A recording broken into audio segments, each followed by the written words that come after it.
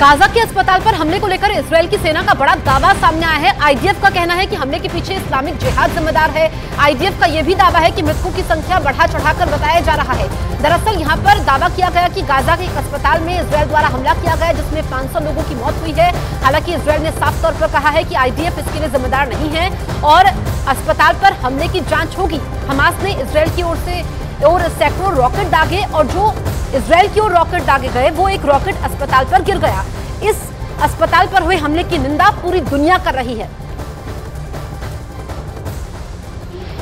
That number of dead and wounded to be, and secondly, regardless how credible the evidence is that you show that this explosion was not caused by an Israeli munition, your enemies are going to still blame Israel, and it's the fact that many Palestinian civilians have been killed since this military operation.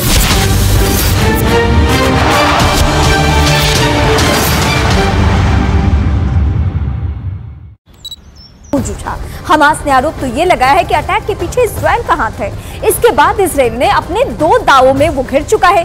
पहला ये कि जहां missile गिरे वहां हथियारों का जखीरा था, लेकिन बाद में दावा ये कि उसने ऐसा कोई मिसाइल दागा ही नहीं है।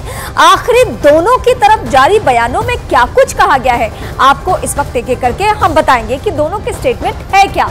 अस्पताल में जो अटैक हुआ है उसके ऊपर हमास का दावा है कि इजरायल के रॉकेट से हमला हुआ है, ये हमास का दावा है। इजरायल क्या कह रहा है? हमास का मिसफायर गाजा में गिरा, ये दावा है इजरायल का। लेकिन इस बीच फिर हमास क्या कहता है? इजरायल ने गाजा में नरसंहार मचाया है, यानी अस्पताल पे वार किया गया है। इजरायल का यह दावा है कि अस्पताल में हमास के हथियारों का जखीरा था। यह दावा इजरायल का, किसके दावे में क्या सच्चाई लेकिन आम लोगों के ऊपर बनी है, ये सबसे बड़ी बात है।